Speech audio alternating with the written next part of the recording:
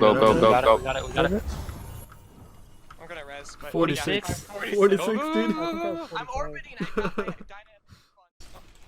What's up, YouTube?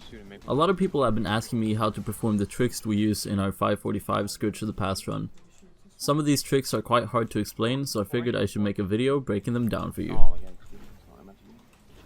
Let's start off with ball duping.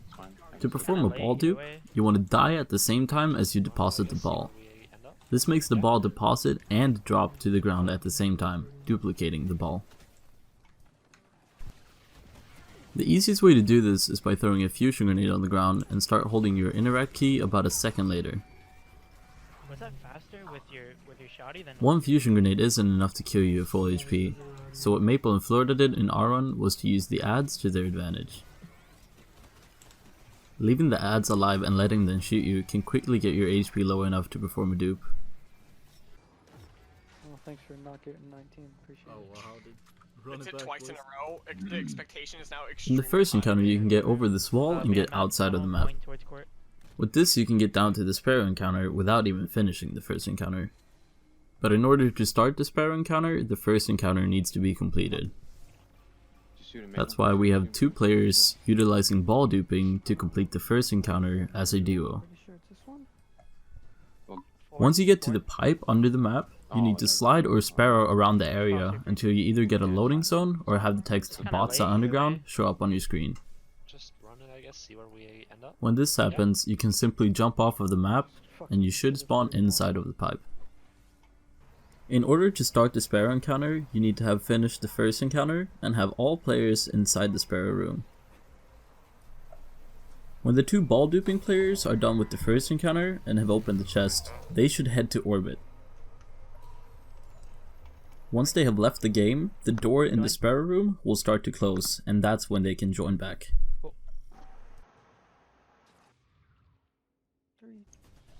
When the players join back, they should spawn at the Sparrow encounter, but if you start the Sparrow encounter before they spawn in, they should spawn at the jump puzzle. The fastest way to complete the Sparrow race is to have two players racing and grabbing all the buttons. The two other players have to die before the encounter starts, so that they spawn at the jumping puzzle. If you die before the door is fully closed, you will not be able to punch the buttons and start the encounter for a few seconds. When you respawn at the jumping puzzle, you should have one player to go backwards into the chest room and back to the jumping puzzle. When all the Sparrow buttons are activated, you want to have the two racing players kill themselves. This will make the chest open automatically as soon as the buttons are done and finish the encounter. The second guy who spawns at the jumping puzzle should try to make his way over to the phase 1 door as fast as possible. The jumping puzzle can be skipped by performing a Sparrow jump up the wall. To perform the Sparrow jump, you want to go up the ramp and dodge twice into the wall. Then proceed to hold D while jumping off and quickly jump to boost yourself up on the platform. To open the door by yourself, you want to stand far away from the button so that you can hit it without lunging forward. You want to punch the first button and quickly walk away from it so that it closes, and then proceed to punch the second button. This trick will only work if you punch the first button once, so make sure to not spam punch it. If you spam punch it too fast, simply wait a few seconds and try again. When the door opens, you want to damage the servitor to activate joining allies for your friends.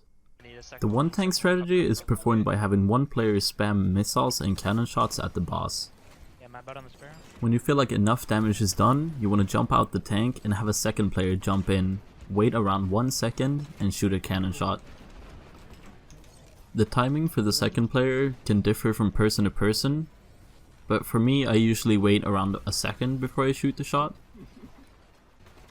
For beginners, I would recommend doing as much damage as you can before the tank runs out of time and then having the second player jump in.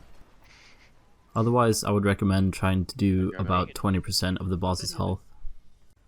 For DPS, we're using 1 tractor cannon, 5 Darcys, and 3 Nova bombs. That was a bit unfortunate. Yeah, that was unfortunate. Who cares about PD? Other tricks worth mentioning is that the Berserker in the first encounter always drops map ball out of his left shoulder, and the numbers 1 to 4 out of his right shoulder.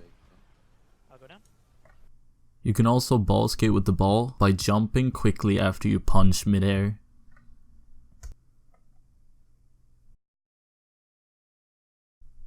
The recommended loadout for duping is to have Starfire Protocol on and to be on top tree Dawnblade. Starfire Protocol gives you 2 grenades instead of 1, and top tree Dawnblade refreshes your grenade ability when you use it. I think that pretty much sums everything up. I hope this video answered a lot of you guys' questions on the speed strats. If you have any other questions about anything, or if you think that I explained this poorly, or if there's something that you don't understand, then make sure to comment and I'll try to help you out as good as I can. Feel free to leave a like on this video if you enjoyed it, and subscribe to my channel if you like my content and want to see more. Thanks for watching guys, have a great day.